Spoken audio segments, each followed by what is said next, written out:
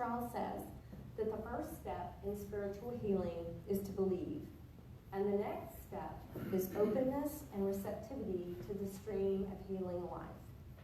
Through the exercise of faith and our words, our spiritual quality is fused into unity with the power of the Christ, and the work is marvelously accomplished. And I can tell you, on Friday, when those of us who were at the hospital, after the results of the heart catheterization came back, and one diagnosis was pneumonia, and another diagnosis was heart blockage, that's a miracle, folks. And that's some healing. And so, you know, there could have been a heart event that happened, and it didn't. And, you know, one other thing is that we in Unity have a powerful example of healing from our co-founder, Myrtle Fillmore.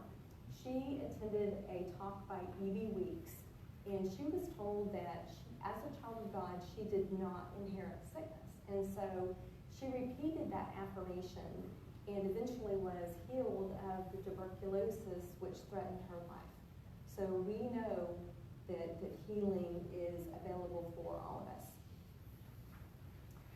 Miracles. Per the Webster Dictionary, a miracle is an event or effect in the physical world beyond or out of the ordinary course of things, deviating from the known laws of nature or transcending our knowledge of these laws. Now, per Charles, in reality, miracles are events that take place as a result of the operation of a higher, unknown law. All true action is governed by law. Nothing just happens. All happenings are the result of cause and can be explained under the law of cause and effect. He that believeth on me, the works that I do, he shall do also, and greater works than these he shall do. He quotes John 4:12.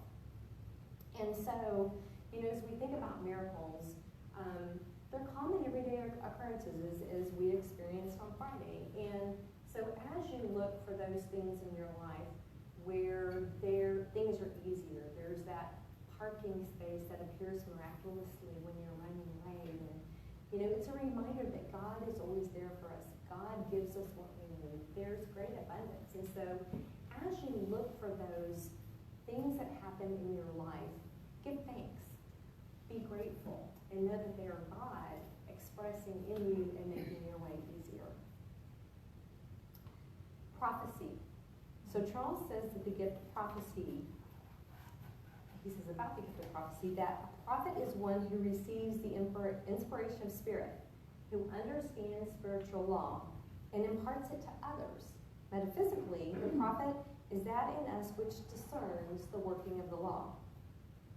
Transgressed law brings its own punishment, and it is the prophet of the Lord that sees its outworking in our life. It is the prophet in us that often warns and keeps us from transgressing the law because we discern what the result will be. False prophets are those deceptive thoughts that have been built up by error or selfish desires. So as we think about ways that, again, you know, kind of intuition and divine knowing, but if you think about fear, so fear is false evidence appearing real. And so as you think about how deceptive thoughts can derail you, let yourself be your own prophet by understanding the truth of who you are and by learning to look at specific events in your life as ways to bring you closer to your Creator and to express your Christ spirit within. Discernment.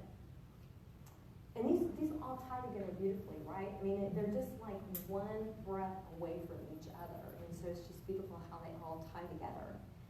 Discernment is that inner spiritual faculty by which man may receive the revelations of God's mind.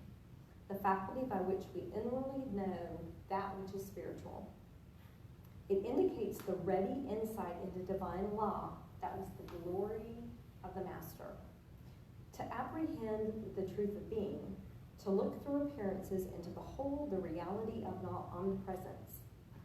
Charles says that discernment is perception in the absence of judgment, with a view to obtaining spiritual guidance and understanding. So as you think of letting go of ego, right? Letting go of worldviews, letting go of false beliefs as a way to discern what is truly the truth. So the last gift that Paul speaks about, and that for some of us it kind of makes us squiggly inside, is the speaking in tongues. And so I love what Charles said about this. He said it symbolizes increased ability to express and understand truth clearly and freely. If you think about the law of attraction, think about what you speak, you attract. Approaching life with an open mind and an open heart. Again, operating with your Christ consciousness rather than ego. Speak with love and truth. So, in closing, we remember every day is an opportunity to co-create with God. Every day is an opportunity to express our true self. And every one of us has the Christ Spirit within.